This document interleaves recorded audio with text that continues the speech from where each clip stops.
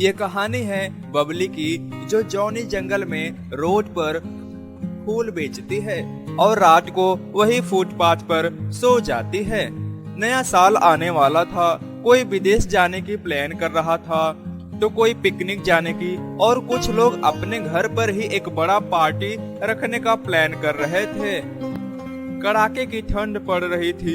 बबली चिड़िया फुटपाथ पर सोने की कोशिश कर रही थी, पर उसे नींद नहीं आ रही थी।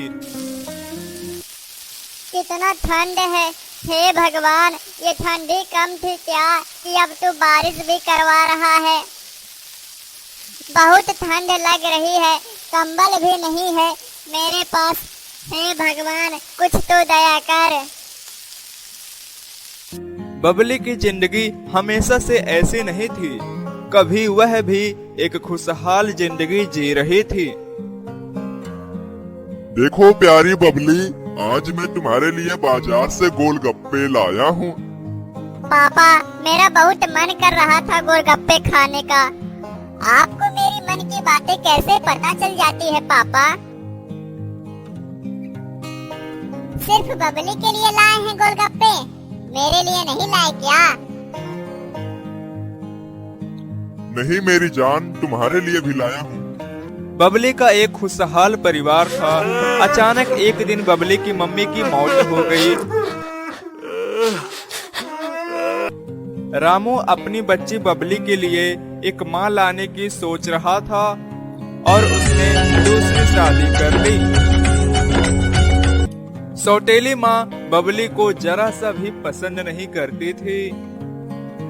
सेसा अपने पति पर जान पहचान वाले मुरकतवा बाबा से टोना टुटका काला जादू करवा देती है। अब राजू सेसा के कब्जे में था। सेसा जो कहती राजू वो सब करता। सेसा के कहने पर राजू अपने दिल के टुकड़े को रात को दूर जंगल में अकेला छोड़ आया। यही थी बबली की दुख भरी कहानी। रोज की तरह बबली फूल बेच रही थी। सर ये फूल खरीद लीजिए ना। सर, मैं 2 दिनों से भूखी हूँ, मुझे बहुत भूख लगी है। मैडम, आप भी खरीद लीजिए ना, मैडम बहुत भूख लगी है। तुम्हारे फूल तो मुरझाए हुए हैं। मैडम, 2 दिनों से फूल बिके हुए नहीं हैं, प्लीज ले लीजिए ना। बेटा, तुम ये फूल क्यों बेच रही हो? तुम्हारे माता पिता कहाँ है? मैं अनाथ हूँ सर। बचपन में मेरी मम्मी मर गई और मेरी सौतेली माँ ने मुझे घर से निकाल दिया।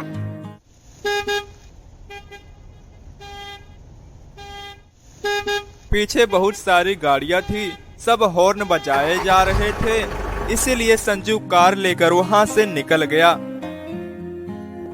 बबली अपने जिंदगी पर रो रही थी। हे भगवान, तूने मुझे ऐसी जिंदगी क्यों दी? मैंने अपने पिछले जन्म में जरूर कोई पाप किया होगा। तभी कालू काका वहाँ आते हैं। बबली बेटी, तेरे फूल आज भी नहीं बिके, ये ले गोलगप्पे खा ले, बहुत भूखी होगी तू, ले खा ले।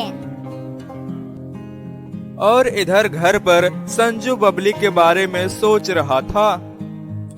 तभी तानिया बोली, नया साल आने वाला है, सभी नया कपड़े खरीद रहे हैं, शॉपिंग कर रहे हैं, खूब सारा स्वादिष्ट मिठाइयाँ बनाई जा रही है, पार्टी का प्लान किया जा रहा है। और वह बच्ची दाने दाने के लिए तरस रही है। संजू, डॉक्टर ने क्या कहा था तुम्हें याद है ना? हम कभी भी माँ नहीं बन सकते, हमें उस बच्चे को गोद ले लेना चाहिए। तानिया, तुम सही कह रही हो। जब से मैंने उस बच्चे की आंखों में आंसू देखा है, मेरा दिल भी यही कह रहा था। संजू तानिया बबली की खोज में निकल पड़ते हैं। वे फुटपाथ पर जाते हैं। वहाँ चारों तरफ उन्हें बबली दूर दूर तक नहीं दिखाई दे रही थी।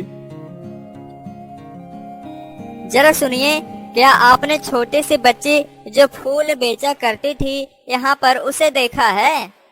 अरे बबली, वह जंगल में कुएं के पास बैठी हुई है। संजू टानिया जल्दी से कुएं के पास जाते हैं। बेटी, यहाँ क्या कर रही हो? अब मैं ऐसी जिंदगी और नहीं जी सकती।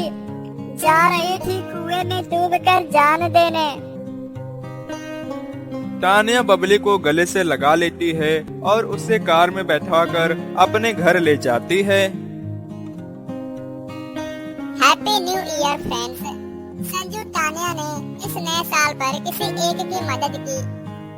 आप भी किसी एक की मदद जरूर करिएगा।